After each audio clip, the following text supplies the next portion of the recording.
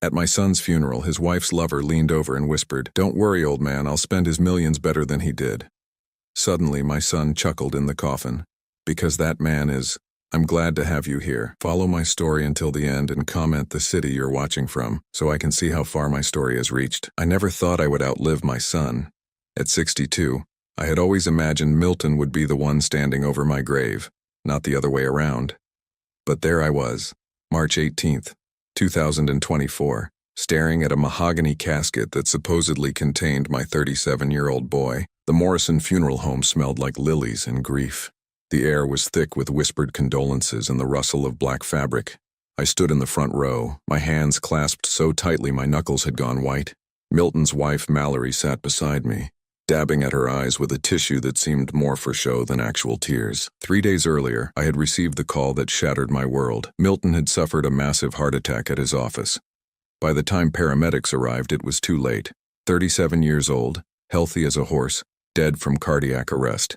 The doctor said it happened sometimes, especially with the stress of running a $12 million business empire. I should have been devastated, I should have been broken, but standing there, listening to the pastor drone on about eternal rest and heavenly peace, something felt wrong. Not just the obvious wrongness of burying your child, but something else. Something I couldn't quite put my finger on. The guest list was extensive. Milton had been well loved in the business community, respected by colleagues, cherished by friends. At least that's what I had always believed. But as I watched people file past the casket, offering their hollow words of comfort, I began to notice things. Mallory's grief seemed calculated. She cried at precisely the right moments, accepted condolences with the perfect amount of dignity, and somehow managed to look devastatingly beautiful in her black designer dress. For a woman who had just lost her husband of 9 years, she seemed remarkably composed. Then there was Derek Morrison, Milton's business partner and Mallory's supposed friend. He stood near the back of the room, his eyes not on the casket but on Mallory. Every time she moved, his gaze followed. When she spoke to other guests, he listened intently. When she touched her hair nervously, he leaned forward slightly, as if connected to her by some invisible string. I had met Derek dozens of times over the years. He was Milton's right hand at the company, the man who handled the financial side while my son focused on operations. A smooth talker with perfectly styled hair and expensive suits, Derek had always struck me as the type of man who measured everything by its potential value. The service dragged on. People shared memories of Milton that sounded rehearsed, sanitized versions of a life I knew had been much more complex. My son had been passionate, sometimes reckless, fiercely loyal to those he loved. But listening to these speeches, you would think he was some kind of saint who never raised his voice or made a questionable decision. When it came time for the family to say their final goodbyes, I found myself walking toward the casket with leaden feet. Milton looked peaceful, his hands folded over his chest, wearing the navy suit I had bought him for his wedding day. His face was pale but serene, younger somehow than his 37 years. I leaned down and whispered, "I'm going to miss you, son. I'm sorry I couldn't protect you." As I stepped back, Mallory approached the casket. Her performance was flawless, the grieving widow saying goodbye to her beloved husband. She placed a single white rose on his chest and murmured something I couldn't hear. Then Derek appeared beside me. I hadn't noticed him approaching, but suddenly he was there, close enough that I could smell his expensive cologne. He leaned toward my ear, and what he said next changed everything. "Don't worry, old man," he whispered, his voice barely audible but dripping with satisfaction. "I'll spend his millions better than he ever did." The words hit me like a physical blow. I turned to stare at Derek, but his expression was neutral, almost bored. Had I misheard? Had grief finally driven me to hallucinations? But then something impossible happened. From inside the casket came a sound that made my blood freeze. A soft chuckle, quiet, barely perceptible, but unmistakably Milton's laugh. I gripped the edge of the casket, my heart hammering against my ribs. Derek had heard it too. His face had gone pale, and he took a quick step backward. Around us, the funeral continued, no one else seeming to notice anything unusual. "Did you—" I started to ask Derek, but he was already walking away, moving quickly toward the exit. I stared down at Milton's still face, searching for any sign of movement. Nothing. His chest didn't rise or fall. His eyelids didn't flutter. He looked exactly like what he was supposed to be, a dead man. But I knew what I had heard, that soft, knowing chuckle that meant Milton found something amusing. It was the same laugh he had used as a child when he knew a secret that adults hadn't figured out yet. The same laugh he had made when he beat me at chess for the first time. The same laugh that meant he was 3 steps ahead of everyone else in the room. The rest of the service passed in a blur. I went through the motions of accepting condolences, shaking hands, nodding at appropriate moments. But my mind was racing. Derek's whispered words kept echoing in my head. I'll spend his millions better than he ever did. What did that mean? And how could Milton have laughed when he was supposed to be dead? As the funeral home began to empty, I found myself alone with the casket for a moment. Mallory was outside, graciously accepting flowers and condolences from the last few guests. The funeral director was busy with arrangements for the burial the next day. I leaned close to the casket again, my voice barely a whisper. "Milton, son, if you can hear me?" Nothing. No response, no movement, no mysterious laughter. Just the profound silence of death. But as I straightened up, I noticed something that made my stomach drop. Milton's wedding ring was missing. The simple gold band I had helped him choose 9 years ago, the one he never took off, was gone from his finger. I looked around frantically, wondering if it had been removed for some funeral preparation reason. But morticians typically left wedding rings on the deceased. It was considered part of their final dignity, their lasting connection to love. So where was Milton's ring? And why did its absence feel like another piece of a puzzle I was only beginning to understand? The drive home was torture. Every traffic light seemed to last forever. Every mile stretched into eternity. I kept replaying the events at the funeral home, trying to make sense of what I had experienced. Derek's cruel whisper, Milton's impossible laughter, the missing wedding ring. None of it made sense individually, but together, they painted a picture I wasn't ready to accept. My house felt enormous and empty when I walked through the door. I had lived there alone since my wife Sarah passed away 8 years ago, but it had never felt this hollow. The silence pressed against my eardrums like a physical weight. I poured myself 3 fingers of whiskey and sat in my recliner, staring at the framed photos on the side table. Milton at his high school graduation, beaming with pride. Milton and Mallory on their wedding day, looking like they had stepped out of a fairy tale. Milton last Christmas, laughing at some joke I couldn't remember now. The phone rang, jarring me from my thoughts. It was Mallory, her voice soft and fragile. "Joel, I just wanted to thank you for today. Milton would have been so proud of how beautiful the service was." "Yes," I managed, my throat tight. "It was lovely. I know this is difficult, but we need to talk about arrangements. The lawyer wants to meet with us next week about the will and the business. Derek thinks we should—" "Derek thinks?" I interrupted, the whiskey making me bolder than usual. "Since when does Derek think for our family?" There was a pause. "He's been such a help, Joel. I don't know what I would do without him during this time." "I bet you don't," I thought, but I kept it to myself. "We'll talk later, Mallory. I need some time." After I hung up, I sat in the growing darkness of my living room, pieces of a terrible picture beginning to form in my mind. Derek's whispered threat, Mallory's convenient grief, Milton's missing wedding ring, and that impossible moment of laughter from a dead man. Something was very, very wrong, and I was going to find out what. The grandfather clock in the hallway chimed 11 times as I finally headed to bed, but sleep wouldn't come. Every time I closed my eyes, I heard that soft chuckle again, Milton's laugh full of secrets and hidden knowledge. "What did you know, son?" I thought, staring at the ceiling. "And how can I find out when you're supposed to be gone forever?" Outside my window, a car engine started and drove away into the night. But it wasn't until the next morning that I would realize someone had been watching my house, waiting to see what the old man might figure out next. I didn't sleep. How could I? Every time I closed my eyes, I heard that soft chuckle echoing from the mahogany casket. By 5 in the morning, I gave up and made coffee, my hands shaking as I measured the grounds. The morning news droned in the background, but I wasn't really listening. My mind kept circling back to the same impossible questions. How does a dead man laugh? Why was Derek so confident about spending Milton's money? And where was my son's wedding ring? I needed answers, and I knew where to start. St. Mary's Hospital sat on the outskirts of town like a concrete fortress against human suffering. I had driven past it countless times over the years, but never imagined I would be walking through its doors seeking answers about my son's death. The information desk was staffed by a tired-looking woman with kind eyes who directed me to the cardiac unit. My shoes echoed against the polished floors as I made my way through corridors that smelled of disinfectant and barely suppressed despair. Dr. Patricia Wells was the attending physician who had pronounced Milton dead. She was younger than I expected, probably in her early 40s, with prematurely gray hair pulled back in a neat bun. When I introduced myself as Milton's father, her expression immediately softened with practiced sympathy. "Mr. Holloway, I'm so sorry for your loss. Your son was brought in too late for us to do anything. By all accounts, it was very sudden. I need to understand what happened, I said, settling into the uncomfortable plastic chair across from her desk. Milton was healthy. He exercised regularly, didn't smoke, barely drank. How does a 37-year-old man just drop dead from a heart attack? Dr. Wells pulled up Milton's file on her computer, her brow furrowing slightly as she read. Sometimes these things happen without warning.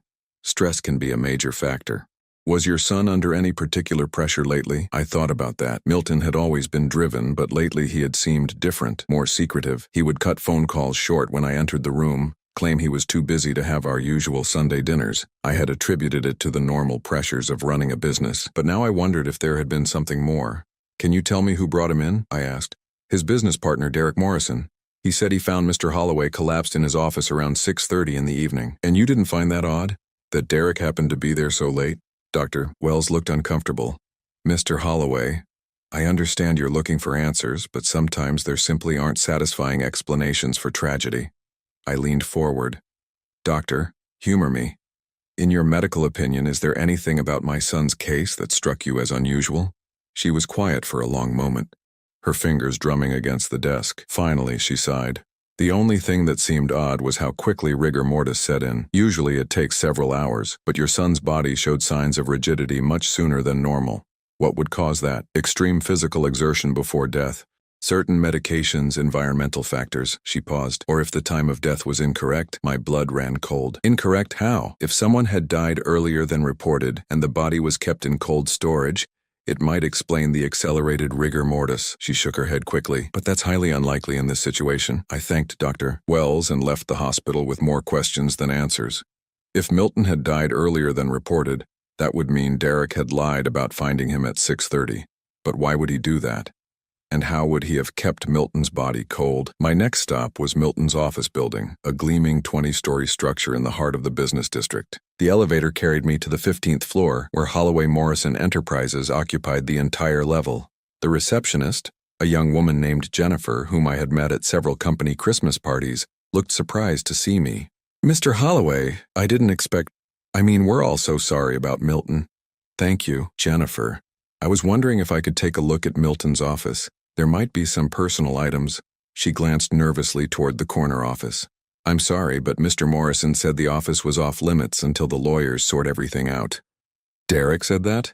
I tried to keep my voice level. He said it was for legal reasons, something about preserving the business records. She lowered her voice.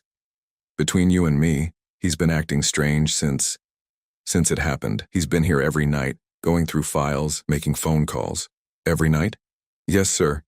He was here until almost midnight yesterday, even though it was the day of the funeral. I only know because I forgot my purse and came back for it. This was getting stranger by the minute. Why would Derek be working so late on the day of Milton's funeral? What was so urgent that it couldn't wait? Jennifer, can you tell me about the day Milton died? What time did Derek leave that evening? She thought for a moment. That's the thing. Derek was here when I left at 5, but he said he was heading out too. He seemed in a hurry to get somewhere. So Derek had lied about the timeline. If he left at 5 but claimed to find Milton's body at 6:30, where had he been for that hour and a half? I was about to ask more questions when the elevator doors opened and Derek himself walked out. He was impeccably dressed as always, but there were dark circles under his eyes that suggested he wasn't sleeping well either. Joel. He seemed genuinely surprised to see me. What brings you here? I wanted to collect some of Milton's personal things, I said, watching his face carefully. Of course. Although the lawyers advised me to keep the office sealed for now, legal liability, you understand. But once the estate is settled... He trailed off, his eyes darting away from mine. Derek, can I ask you something? Jennifer mentioned you've been working late every night since Milton died. That seems like odd timing. His jaw tightened almost imperceptibly. Someone has to keep the business running. Milton would have wanted that. And you were here the night he died, working late? I've already given my statement to the police and the doctors. Milton collapsed around 6:30. I found him and called 911 immediately. His voice had taken on a defensive edge. But Jennifer said you left at 5. Derek's face flushed. Jennifer must be confused. It's been a traumatic time for everyone. Before I could press further, he excused himself and disappeared into Milton's office, closing the door firmly behind him. I caught a glimpse of stacks of papers on the desk and what looked like an open safe in the corner. As I rode the elevator down, Jennifer's words echoed in my head. Derek had been there every night, going through files that supposedly belonged to a dead man who could no longer protect his own interests. My last stop of the day was the Morrison Funeral Home, where I requested to speak with the director about the preparation of Milton's body. Harold Morrison, a thin man with pale hands and a perpetually sympathetic expression, led me to his office. "Mr. Holloway, I hope everything met with your approval yesterday. Your son looked very peaceful." "He did," I agreed. I was wondering about his personal effects, specifically his wedding ring. Morrison consulted his paperwork. "There's no mention of a wedding ring in our intake notes. Sometimes jewelry is removed at the hospital for medical procedures. But wouldn't it have been returned?" "Typically, yes, unless—" He paused, looking uncomfortable. "Unless what?" "Unless the family requested its removal for safekeeping. Sometimes valuable pieces are given to the spouse before the service, so Mallory could have taken Milton's ring. But why? And why hadn't she mentioned it?" Morrison cleared his throat. "There was one other thing that seemed unusual. The body was brought to us much colder than normal. Usually, by the time we receive someone from the hospital, body temperature has begun to normalize. But your son was still quite cold, as if he had been refrigerated. That matched what Dr. Wells had said about the accelerated rigor mortis. Everything pointed to Milton having died earlier than reported, or having been kept somewhere cold after death." As I drove home, my mind was spinning with theories. None of them good. Derek had lied about the timeline. Milton's body showed signs of having been kept cold. His wedding ring was missing. And Derek had been working late every night since the death, going through files in Milton's office. The pieces were starting to form a picture, but it was a picture I didn't want to see clearly, because if I was right, then Milton's death wasn't the sudden tragedy everyone believed it to be. My phone rang as I pulled into my driveway. It was Mallory, and her voice was strained. "Joel, we need to talk. Can you come over tonight? There's something important about Milton that I need to tell you." My heart rate spiked. "What kind of something?" "I can't say over the phone, but it's about why he's been acting strange lately. Please. Joel, I think you need to know the truth."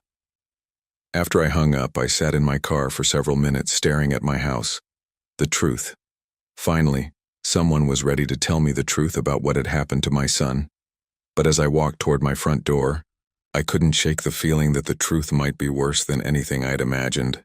Because if Milton really had been acting strange lately, if there really were secrets he had been keeping, then maybe his death wasn't the random tragedy it appeared to be. Maybe someone had wanted my son dead, and maybe that someone was now preparing to inherit everything he had worked for. The key turned in my lock with a soft click, and I stepped into my empty house wondering if I was strong enough to handle whatever Mallory was about to tell me. Outside, darkness was falling, and somewhere in the city, Derek Morrison was probably going through more of my dead son's files, looking for whatever he needed to secure his claim to $12 million. But there was something Derek didn't know yet, something I was just beginning to understand.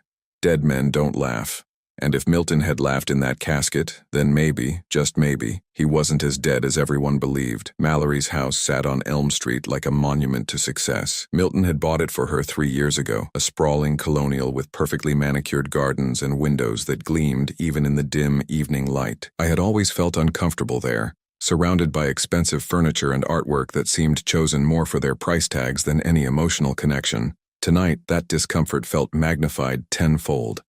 Mallory answered the door wearing a black silk robe, her hair pulled back in a way that managed to look both casual and elegant. Her eyes were red-rimmed, but I couldn't tell if it was from genuine grief or carefully applied makeup. "Joel, thank you for coming." She stepped aside to let me in. "I know this has been difficult for both of us." The living room was dimly lit, candles flickering on the mantelpiece beneath a large portrait of Milton and Mallory on their wedding day. He looked so young in that photo, so hopeful. The man smiling down at us had no idea what his life would become. "You said you had something important to tell me about Milton," I said, not bothering with pleasantries. Mallory poured herself a glass of wine with shaking hands. "Would you like something to drink?" "I'd like answers." She nodded and settled into the armchair across from me, her fingers wrapped around the wine glass like it was an anchor.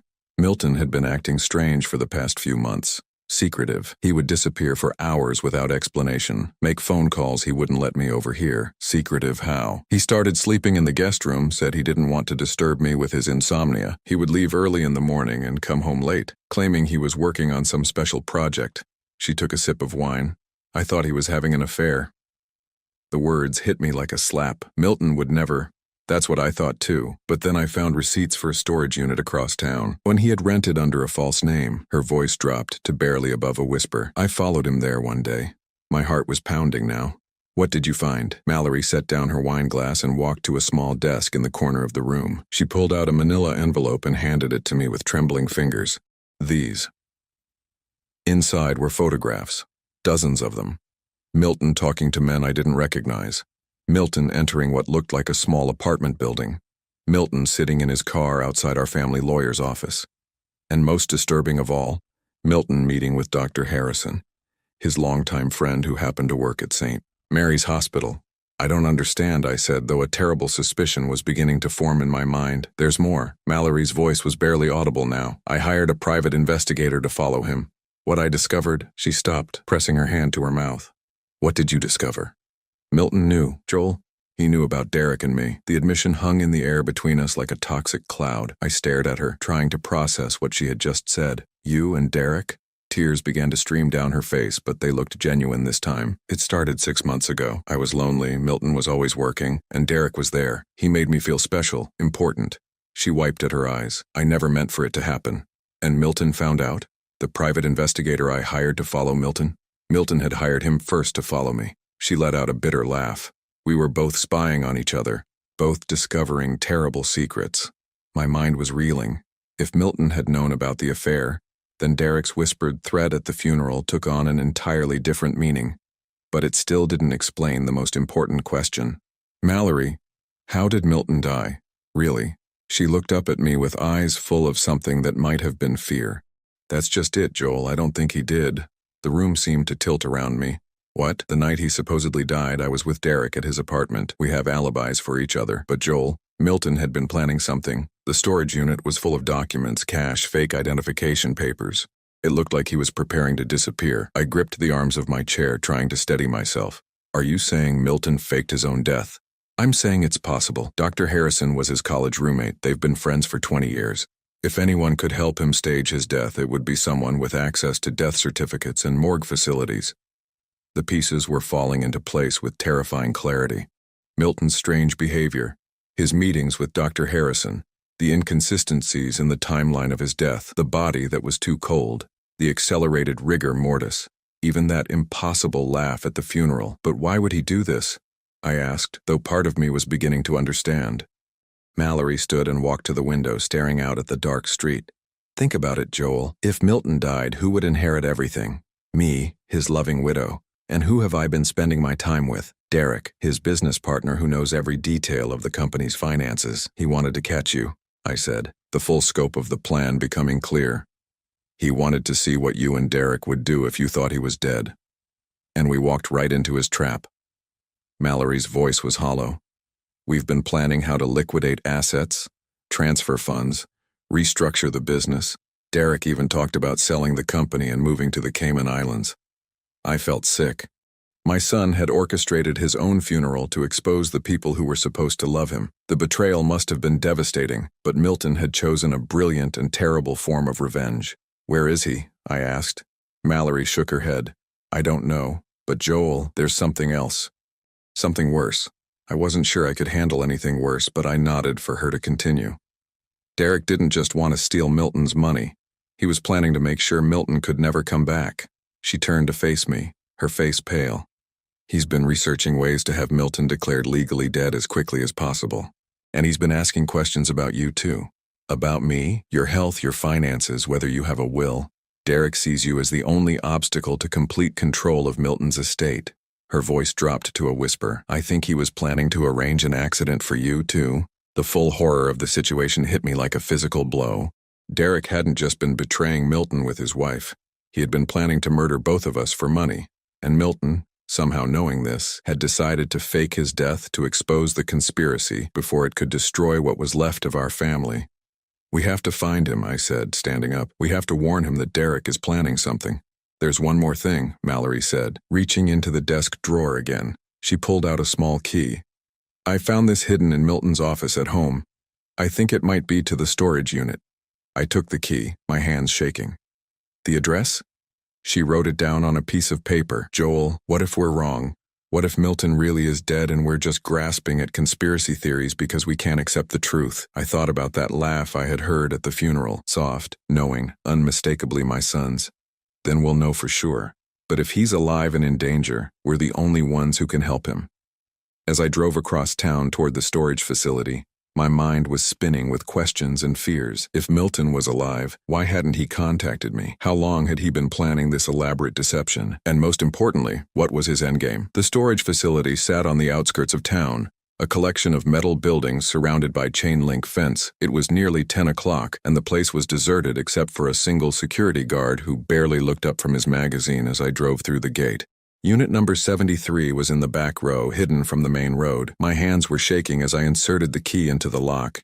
It turned easily, and the metal door rolled up with a rusty squeal. What I found inside confirmed my worst fears and greatest hopes. The unit was set up like a command center. Corkboards covered with photographs and documents lined the walls. A small desk held stacks of legal papers, financial records, and what looked like surveillance equipment. But most telling of all was the small refrigerator in the corner, humming quietly in the darkness. I opened it and found vials of some kind of medication, along with detailed instructions in Milton's handwriting. The label read, "Temporary paralysis agent, mimics cardiac arrest symptoms." My son had drugged himself to fake his own death. I was still staring at the vials when I heard footsteps behind me. I spun around expecting to see Milton emerging from the shadows. Instead, Derek stood in the doorway, his expensive suit rumpled, his usually perfect hair disheveled, and in his hand was a gun pointed directly at my chest. "Hello, Joel," he said, his voice cold and calculating. "I was wondering when you would find this place. Milton always said you were too smart for your own good." My mouth went dry. "Derek, what are you doing here?" He smiled, but it didn't reach his eyes. "The same thing you are, I imagine, looking for answers about our dear departed Milton." He stepped into the storage unit, forcing me backward. "The difference is I already found what I was looking for, and what was that? Proof that your son is a very clever, very dangerous man who needs to be stopped before he ruins everything." Derek's finger moved to the trigger. "The question is, Joel, are you going to help me find him, or are you going to be another problem I need to solve?" I looked into Derek's eyes and saw something that chilled me to the bone. This wasn't just about money anymore. This was about a man who had been backed into a corner and was willing to kill to protect his secrets. And somewhere out there, my son was alive but in terrible danger, unaware that his carefully laid plans had been discovered by the very man who wanted him dead. The gun in Derek's hand looked enormous in the dim light of the storage unit. I had never stared down the barrel of a weapon before, and the experience was surreal, like watching a movie where I was both the audience and the victim. "You don't want to do this," I said, surprised by how steady my voice sounded. Derek laughed, but it was nothing like Milton's warm chuckle. This was sharp, bitter, the sound of a man who had already crossed too many lines to worry about one more. "You're right, I don't want to, but your son has forced my hand. Milton is dead," I said, testing him. "Please, Joel, don't insult my intelligence." Derek gestured at the medical equipment surrounding us. "Your boy staged quite an elaborate performance. Temporary paralysis drugs, a friend in the hospital willing to falsify records, even a complicit funeral director. It's impressive, really." My heart sank. If Derek knew all this, then Milton was in more danger than I had imagined. "How long have you known?" I started suspecting something when the will reading was postponed. Milton's lawyer claimed there were irregularities in the documentation, but I knew better. Derek's smile was predatory. So I did what any good business partner would do. I investigated, and found this place. Among other things, your son has been very busy these past few months. Did you know he moved $12 million out of his accounts 3 weeks before his supposed death? Very convenient timing. The number hit me like a physical blow. Milton's entire fortune gone. Where did he move it? That's what we're going to find out. Derek reached into his jacket pocket with his free hand and pulled out a cell phone. "You're going to call him. I don't know how to reach him." "Oh, but you do." Derek's voice was patient, like he was explaining something to a slow child. "Milton left you a way to contact him. He's too sentimental not to include Daddy in his grand plan." I thought about that and realized Derek was probably right. If Milton had faked his death, he wouldn't have left me completely in the dark. There had to be some way for us to communicate, some signal I was supposed to recognize.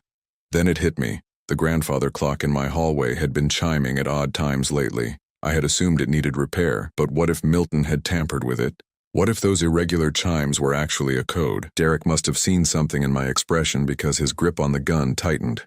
"There we go. You figured it out, haven't you? Before I could answer, Derek's phone buzzed. He glanced at it, and his face went pale. Well, speak of the devil. He held up the phone so I could see the screen.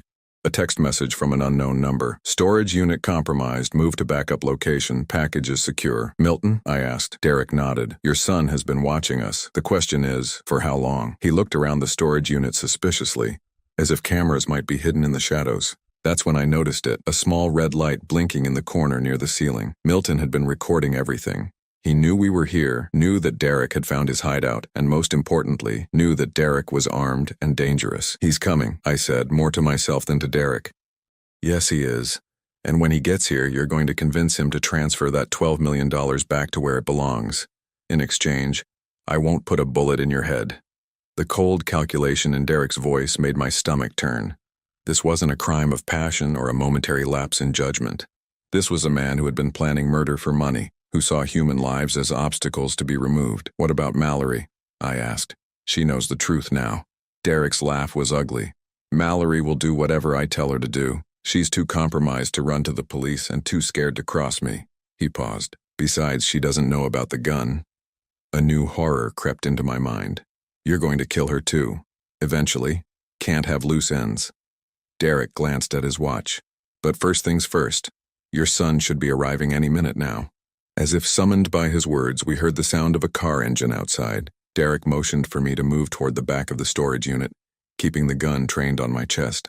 My heart was pounding so hard I could hear it in my ears. Footsteps approached, slow and deliberate. Then a voice I had thought I would never hear again called out into the darkness. Dad, are you in there? Milton, alive, real, and walking into a trap. Tell him to come in, Derek whispered. Don't try to warn him, or you'll be dead before he takes another step. I opened my mouth, but the words wouldn't come. How could I lure my son into danger? How could I be the bait in his own destruction? Dad? Milton's voice was closer now, just outside the storage unit. I'm here, I finally called out, my voice cracking. I'm here, son. Milton appeared in the doorway, and for a moment I forgot about the gun, forgot about Derek, forgot about everything except the overwhelming relief of seeing my child alive. He looked thinner than before. His hair was longer, and there were new lines around his eyes that spoke of stress and sleepless nights. But it was unmistakably him. Jesus, Dad, when I saw Derek's car, I thought... Milton stopped mid-sentence as he noticed Derek standing in the shadows. Oh. Hello, Milton. Derek stepped forward, keeping the gun pointed at me but clearly visible to my son. Quite a performance you put on. I was almost convinced. Milton's eyes darted between Derek and me, calculating rapidly. Let him go, Derek. This is between you and me. Actually, it's between me and $12 million that rightfully belongs to the company. Your little disappearing act doesn't change the terms of our partnership agreement. Partnership. Milton laughed, and for the first time I heard real bitterness in his voice. You mean your plan to steal everything I built while sleeping with my wife? Derek's face flushed. Mallory came to me. Milton. She was lonely, neglected. You were so busy playing business mogul that you forgot you had a wife. I knew about the affair for months, Milton said quietly. I also knew you were planning to have me killed. The admission hung in the air like a bomb. Derek's hand wavered slightly, surprise flickering across his features. That's impossible. Milton reached into his jacket pocket slowly, keeping his movements visible. He pulled out a small recording device. August 15th, 2024. You and Mallory in your apartment discussing how to arrange an accident for me. Something that would look natural but happen soon enough that you could liquidate the business assets before anyone started asking questions. Derek's face had gone white. You were supposed to be dead. Funny thing about death, it gives you a lot of time to think and plan. Milton's voice was calm, almost conversational. Did you really think I would just roll over and let you destroy everything? Let you hurt my father? Your father was next on the list, Derek said. His desperation making him cruel. Old man has a heart condition, doesn't he? Grief over losing his son, too much stress. These things happen. Rage surged through me, hot and pure. This monster had been planning to kill both of us, to wipe out our entire family for money that he had never earned. The police are already on their way, Milton continued. I've been recording everything since you walked into this storage unit. Attempted murder, conspiracy, theft. You're looking at life in prison, Derek. Derek's eyes darted around wildly, like a trapped animal. You're bluffing. Am I? Milton pulled out his phone and showed Derek the screen. A call to 911 was in progress, had been for the past 10 minutes. They've been listening to everything. In the distance, I could hear sirens approaching. Derek heard them too, and something in his expression snapped. The careful calculation was replaced by pure panic. "If I'm going down, I'm taking you both with me," he snarled, swinging the gun toward Milton. I don't remember making the decision to move. One moment I was standing frozen in terror. The next I was throwing myself forward, knocking Derek off balance just as the gun fired. The sound was deafening in the enclosed space, and I felt something hot graze my shoulder as we both went down. Milton was on Derek in an instant, wrestling for control of the weapon. They rolled across the concrete floor, grunting and swearing, the gun skittering away into the darkness. I scrambled after it, my shoulder screaming with pain, but managed to kick it out of reach just as the storage facility was flooded with red and blue lights. Police officers swarmed into the unit, shouting orders, separating us, securing the scene. Derek was handcuffed and dragged away, still screaming threats and accusations. The recording device and surveillance equipment were bagged as evidence. Paramedics checked my shoulder, just a graze, they said, though it hurt like hell. Through it all, Milton stood beside me, his hand on my uninjured shoulder, real and solid and alive. "Why didn't you tell me?" I asked when the chaos had died down enough for us to talk. Milton looked exhausted, older than his 37 years. "Because I knew you wouldn't let me do it. You would have tried to talk me out of it, tried to find some other way. There had to be another way. Was there?" Milton's voice was quiet, but firm. "Derek was planning to kill us both, Dad. The only way to stop him was to make him reveal his true nature. And the only way to do that was to make him think he had won." I thought about that as we gave our statements to the police, as Derek was taken away in the back of a patrol car, as the storage unit was sealed off as a crime scene. Milton had risked everything, his identity, his fortune, his relationships, to expose a conspiracy that would have destroyed our family. "What happens now?" I asked as we finally walked out of the storage facility together. Milton was quiet for a long moment. "Now I have to figure out how to come back from the dead. Legally speaking, it's going to be complicated." "And Mallory?" His jaw tightened. "Mallory made her choice. She'll have to live with the consequences." We stood by his car, a beat-up sedan that was nothing like the luxury vehicles he used to drive. He looked different in the harsh fluorescent light of the parking lot. Harder, more cautious, like a man who had learned not to trust the people closest to him. "I'm proud of you," I said finally. "What you did took incredible courage." Milton smiled for the first time since I had seen him in that doorway. It was a tired smile, tinged with sadness, but it was genuine. "I learned from the best, Dad. You taught me that family is worth fighting for, no matter the cost." As we drove away from the storage facility, I realized that Derek had been wrong about one thing. This hadn't been about money, not really. It had been about trust and betrayal, and the lengths a son will go to protect the people he loves. Milton was alive. Our family was safe, and sometimes, that's all the victory you can ask for. The safe house Milton had been living in for the past 3 days was a modest apartment above a used bookstore on the outskirts of town. As we climbed the narrow stairs, my shoulders still aching from Derek's bullet graze, I couldn't help but marvel at how thoroughly my son had planned his resurrection. "Dr. Harrison helped me find this place," Milton explained, unlocking the door. "He's been the only person who knew the truth from the beginning." Inside, the apartment was spartanly furnished but functional. A single bed, a small kitchenette, and a desk covered with legal documents and financial papers. It looked like the hideout of a man who had been planning his return from the dead with methodical precision. "Coffee?" Milton asked, moving to the kitchen like this was a normal father-son visit. "Please." I settled into the one comfortable chair, wincing as the movement pulled at my bandaged shoulder. "Milton, we need to talk about what happens next." He paused in the act of measuring coffee grounds. "I know what you're going to say, Dad, that I should have trusted you from the beginning, that we could have found another way. Actually, I was going to say that I understand why you did it." I watched surprise flicker across his face. "Derek was planning to kill us both. You saved our lives." Milton turned back to the coffee maker, but I could see the tension in his shoulders ease slightly. "I've been carrying this alone for so long I forgot what it felt like to have someone on my side. You're not alone anymore." I leaned forward, ignoring the pain in my shoulder. "But son, we have a problem. Derek may be in jail, but Mallory is still out there and she knows you're alive." Milton nodded grimly. "I've been thinking about that. She's going to be desperate now. With Derek arrested and the conspiracy exposed, she's facing fraud charges, conspiracy charges, possibly accessory to attempted murder. What do you think she'll do? Run." Milton brought me a steaming cup of coffee and sat across from me. "But first she'll try to grab whatever money she can get her hands on. I transferred the $12 million to an offshore account, but she still has access to our joint accounts, the house, some investments. I sipped the coffee, thinking, how much are we talking about? Maybe $800,000. Total. Not enough to disappear forever, but enough to buy her some time. Milton's expression was grim. The problem is, she's not thinking rationally. People in her position make stupid, dangerous decisions. As if summoned by his words, Milton's phone buzzed. He glanced at the screen and his face went pale. What is it? He held up the phone so I could see. A text message from Mallory. I know you're alive. Meet me at the house in 1 hour or I burn it all down. Burn what down? I asked. Milton was already moving toward a filing cabinet in the corner. He pulled out a thick folder and spread photographs across the desk. Before I faked my death, I gathered evidence of everything Derek and Mallory had been doing. Financial records, audio recordings, photographs of their meetings. He pointed to one particular photo showing Derek handing Mallory a large envelope, including evidence of other crimes. My stomach dropped. What other crimes? Derek has been embezzling from the company for over 2 years. Small amounts at first, but it escalated. I estimate he stole close to $3 million. Milton's voice was tight with controlled anger. Mallory knew about it. She helped him hide the money in accounts under her maiden name. And she's threatening to destroy the evidence? More than that. She's threatening to destroy everything. Financial records, business documents, anything that could implicate her or Derek. Milton ran his hands through his hair.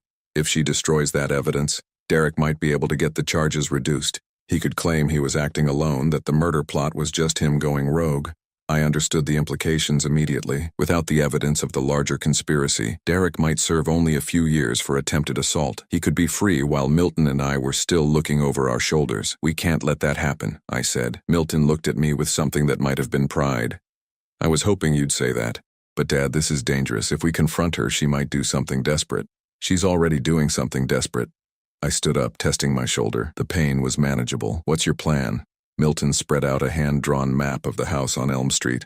She's expecting me to come alone, probably hoping to manipulate me one last time. But what if I don't show up alone? You want me to come with you? I want you to be my backup. There's a side entrance to the house through the garden. While I'm talking to her in the living room, you can secure the evidence from my home office. Milton pointed to a room on the second floor of the house. Everything important is in a fireproof safe behind the bookshelf.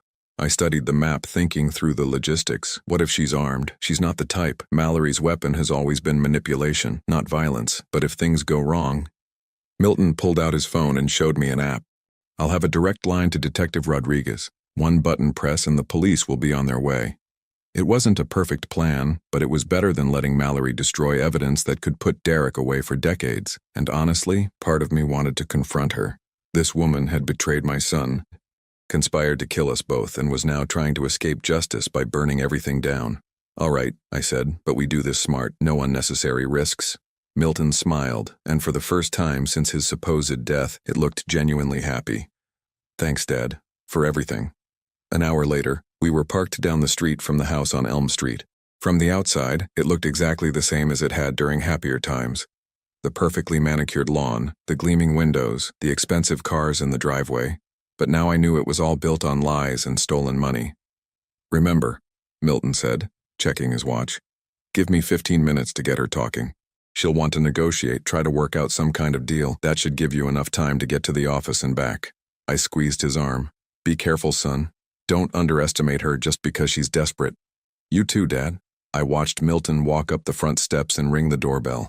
Even from a distance, I could see Mallory's silhouette in the window, could sense the tension in the air. Then the door opened and Milton disappeared inside. I counted to 60, then made my way around to the garden entrance. Milton had given me his spare key months ago, back when I used to help him with yard work on weekends. It seemed like a lifetime ago now. The side door opened quietly and I slipped into the kitchen. The house was eerily quiet except for the murmur of voices from the living room. I couldn't make out words, but I could hear the cadence of an argument building. Moving as quietly as possible, I climbed the back stairs to the second floor. Milton's home office was exactly as he had described it, a masculine space with dark wood furniture and walls lined with bookshelves. Behind the largest shelf, hidden from casual view, was a small safe built into the wall. Milton had given me the combination, Sarah's birthday, the date my wife had passed away. Even in the midst of planning his fake death, my son had been thinking about family, about the people who truly mattered. The safe opened with a soft click, revealing stacks of documents, USB drives, and what looked like audio recording equipment. I grabbed everything, stuffing it into a messenger bag I had brought for this purpose. That's when I heard Mallory's voice, raised and angry, drifting up from the first floor. You think you're so clever, don't you? Staging your own death, making me look like a fool? Milton's response was too quiet to hear, but it must have enraged her because her next words were shouted. Well, guess what, husband? I have a few surprises of my own. The sound of something heavy hitting the floor made my blood run cold. I abandoned stealth and rushed toward the stairs, the bag of evidence clutched against my chest. In the living room, I found Milton backed against the fireplace, his hands raised in a gesture of surrender. Mallory stood 10 feet away, and in her hands was not a gun, but something almost worse, a can of gasoline and a cigarette lighter. Hello, Joel, she said without turning around. I was wondering when you would show up. Milton always was a daddy's boy. The smell of gasoline was overwhelming. She had doused the entire living room, the expensive furniture, the Persian rugs, the family photographs that lined the mantelpiece. One spark and the whole place would go up in flames. Mallory, I said carefully, put down the lighter. We can work this out. She laughed, a sound like breaking glass. Work it out? Your son ruined my life. My husband is in jail because of his sick little game. Derek is in jail because he tried to kill us, Milton said, his voice steady despite the danger. Derek loved me. Mallory's composure cracked, revealing the hysteria underneath. He was going to take care of me, give me the life I deserved, and you destroyed it all with your paranoid fantasies. I saw Milton's hand inch toward his phone, but Mallory noticed too. Don't even think about it. I see that phone come out and I burn this place down with all of us inside. She flicked the lighter, and a small flame danced in her fingers. You want your precious evidence, your financial records and audio recordings? Watch them burn. That's when I realized she knew about the safe. Somehow she had discovered Milton's hiding place and was planning to destroy everything rather than let it be used against Derek. The bag, she said, noticing what I was carrying. Give it to me, now. I looked at Milton, saw the calculation in his eyes. We were trapped. If I gave her the evidence, Derek might escape justice. If I didn't, she might kill us all in a fire that would destroy the evidence anyway. But Milton had one advantage that Mallory didn't know about. His phone wasn't in his pocket. It was in his shoe, already connected to Detective Rodriguez, broadcasting everything live. He caught my eye and mouthed a single word. Trust. Then he did something that took incredible courage. He stepped forward, moving closer to the gasoline-soaked furniture and the unstable woman holding a flame. You're right, Mallory. I did ruin your life, but not because I was paranoid, because I loved you, and I couldn't accept what you had become. His words seemed to surprise her. The lighter wavered in her hand. I kept hoping you would come back to me. Milton continued, his voice gentle now. Even after I found out about Derek, I thought maybe we could work through it, save our marriage, start over. Tears began to stream down Mallory's face, but she didn't lower the lighter. You never loved me. You loved your business more, your money more, your father more. No, Milton said softly. I loved you most of all. That's why this hurts so much. For a moment, I thought he might actually reach her, might convince her to put down the lighter and face justice with some dignity intact. Then we heard sirens in the distance getting closer. Mallory's face twisted with rage and betrayal. You called them. I called them because I want you to live, Milton said. Because even after everything, I don't want you to die. She raised the lighter toward the gasoline-soaked curtains, and I knew we were out of time. Mallory, don't, I shouted, lunging forward with the bag of evidence. But it was too late. The flame touched the fabric and the room exploded into fire. The fire moved faster than I could have imagined. What started as a small flame on the curtains became a wall of heat and smoke in seconds. The gasoline-soaked furniture ignited like it had been waiting for this moment, filling the room with orange light and the acrid smell of burning fabric. Milton grabbed my arm and pulled me toward the kitchen. This way, Dad. Behind us, I could hear Mallory screaming, not in pain, but in rage and frustration. She had realized that her final act of destruction would accomplish nothing except putting all of us in danger. We stumbled through the smoke-filled hallway as sirens wailed outside. Milton led me through the back door just as the first fire trucks arrived, their red lights painting the neighborhood in harsh, urgent colors. The evidence, I gasped, clutching the messenger bag against my chest. Safe, Milton assured me, helping me to a spot on the lawn where we could breathe clean air. Everything we need is right there. Police officers were already surrounding the house, some helping firefighters connect hoses while others secured the perimeter. Detective Rodriguez appeared beside us, her expression grim but relieved. Are you both all right? She asked, checking us for injuries. We're fine, Milton said, but Mallory is still inside. As if summoned by his words, we heard shouting from the front of the house. Through the smoke and chaos, I could see firefighters carrying someone out, Mallory, unconscious but breathing, overcome by smoke inhalation. "She'll be fine," Detective Rodriguez said, following my gaze. "And she'll be in custody as soon as she's medically cleared." I watched as paramedics loaded Mallory into an ambulance. Even unconscious, even defeated, she looked beautiful. It was easy to understand how Milton had fallen in love with her, how Derek had been willing to risk everything for her attention, but beauty without character was just an empty shell, and Mallory had proven that she was hollow at her core. "What happens now?" I asked. Detective Rodriguez gestured toward the messenger bag I was still holding. "Now we use this evidence to make sure Derek Morrison spends the rest of his life in prison. Attempted murder, conspiracy, embezzlement, he's looking at 30 years minimum. And Mallory? Arson, conspiracy, accessory to embezzlement. She'll probably get 15 to 20. The detective's expression was professionally neutral, but I could see satisfaction in her eyes. Justice isn't always perfect, but sometimes it's thorough.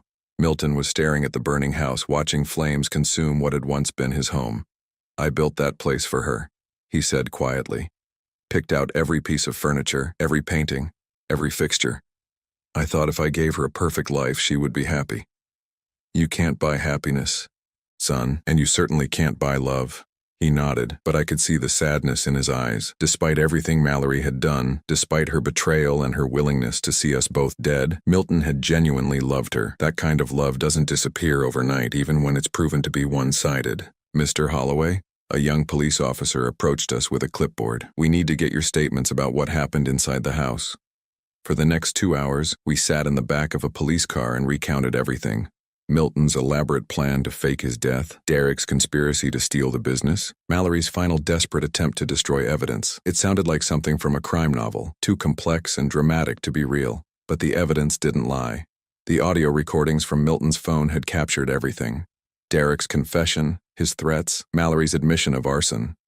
Combined with the financial records and photographs from the safe, it painted a complete picture of a conspiracy that had been months in the making. By dawn, the fire was out, and the house was a charred skeleton.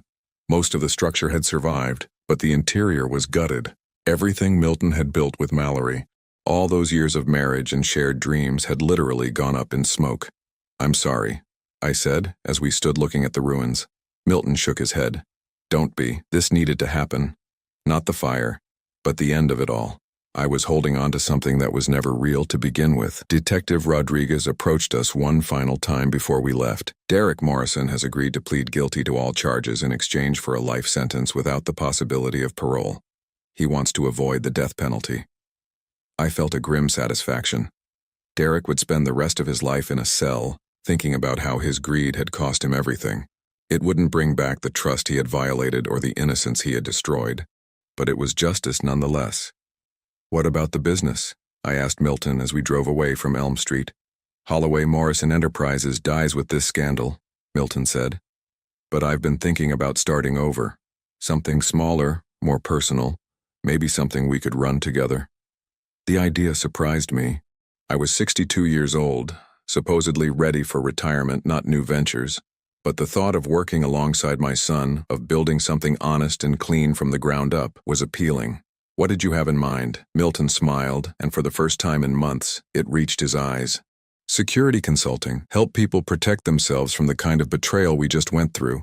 We've certainly learned enough about the subject. Over the next few weeks, as the legal proceedings moved forward and the media attention died down, Milton and I began planning our new life.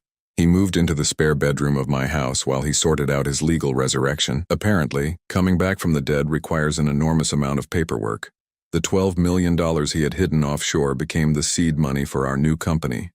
Holloway Security Consulting specialized in background checks, fraud prevention, and threat assessment. Our first clients were small business owners who had heard about our story and wanted protection from their own potential Derek Morrisons. We hired Dr. Harrison as our medical consultant. His expertise in recognizing the signs of poisoning and drug-induced illness proved valuable in several cases. Jennifer, Milton's former receptionist, came to work for us as office manager. She said she had always suspected something was wrong with Derek's timeline the day Milton died, and she was excited to be part of something that helped people instead of exploiting them. 3 months after the fire, I was in our new office reviewing a case file when Milton knocked on my door. "Dad, you have a visitor." I looked up to see a woman standing behind him, tall, dark-haired, with intelligent eyes and a warm smile. She looked like someone who had seen trouble but hadn't let it break her. "This is Sarah Chen," Milton said. "She's a forensic accountant who worked on the Derek Morrison case. She's also—" He paused, and I was surprised to see him blush slightly. "She's someone I've been spending time with." I stood to shake her hand, studying her face. She met my gaze directly, no deception or manipulation in her expression. After Mallory, I had wondered if Milton would ever trust another woman. But Sarah Chen looked like someone worth trusting. "It's nice to meet you, Mr. Holloway. Milton talks about you constantly.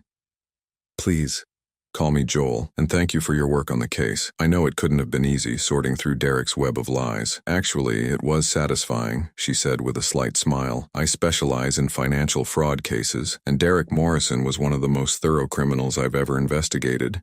It felt good to see justice served. We talked for a few minutes about the case, about our new business, about Milton's adjustment to being alive again. Sarah was clearly intelligent and principled, and the way she looked at Milton suggested genuine affection rather than gold-digging opportunism. After she left, Milton lingered in my office. "She seems wonderful," I said. "She is. Dad, I know it's soon after everything that happened, but Sarah makes me feel like I can trust again, like I can build something real with someone." I thought about that. 6 months ago, Milton had been married to a woman who was planning to kill him. Now he was slowly learning to open his heart to someone new. It took courage to love again after betrayal, especially betrayal that deep. "Trust your instincts, son. You've earned the right to be happy." That evening, I sat on my back porch with a glass of wine, watching the sunset paint the sky in shades of gold and orange. My shoulder had healed completely, leaving only a thin scar as a reminder of that night in the storage unit. The physical healing had been easier than the emotional healing, but both had progressed in their own time. My phone buzzed with a text message from Detective Rodriguez. "Derek Morrison died in prison today. Heart attack. Thought you should know." I stared at the message for a long time. Derek had been 41 years old, healthy except for his greed and cruelty. A heart attack seemed almost poetic. The man who had been planning to fake Milton's cardiac arrest had died of the real thing. I didn't feel satisfaction at the news. Just a quiet sense of closure. Derek Morrison would never hurt anyone again. The debt had been paid, the scales balanced. Milton found me on the porch an hour later, holding his own glass of wine. "Detective Rodriguez called me too," he said, settling into the chair beside me. "How do you feel about it?" I considered the question, relieved, I think, and grateful. Grateful? That we survived, that we found each other again, that we learned who our real family is. I raised my glass toward the darkening sky. "To second chances, son." Milton clinked his glass against mine. "To second chances, Dad, and to the people who deserve them." We sat in comfortable silence as night fell around us. Somewhere in the distance I could hear the sound of traffic, of life continuing its normal rhythms. But here on my porch, with my son alive and safe beside me, the world felt peaceful for the first time in months. The grandfather clock in my hallway chimed 9 times, its rhythm steady and true. Milton had fixed the mechanism when he moved back in, returning it to its proper function. No more codes, no more secrets, just time moving forward as it should. I thought about Mallory sometimes, serving her sentence in a women's prison 3 hours north of here. The newspapers said she had become a model prisoner, working in the library, taking correspondence courses.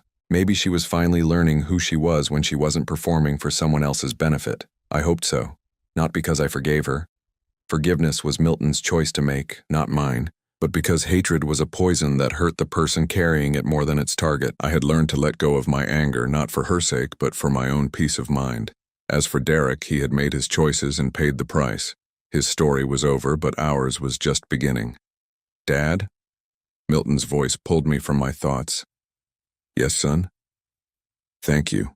For believing in me, for trusting my plan, for risking your life to help me. I know it wasn't easy." I reached over and squeezed his shoulder, feeling the solid reality of him under my palm. "That's what family does, Milton. We protect each other, no matter the cost." He smiled, and in the porch light he looked young again, not the haunted man who had faked his own death, but the boy who used to help me with yard work on Sunday afternoons, who brought me coffee when I worked late, who called me every week just to check in. That boy had grown into a man who was capable of incredible courage and careful planning, a man who could love deeply and forgive grudgingly, A man who understood that sometimes the only way to save your family is to risk everything to protect it. The stars were coming out now, tiny points of light in the vast darkness. But darkness wasn't scary when you weren't facing it alone. And for the first time since that terrible day at the funeral home, I felt truly hopeful about the future. Milton was alive. Our family was safe. And sometimes, that's all the victory you can ask for.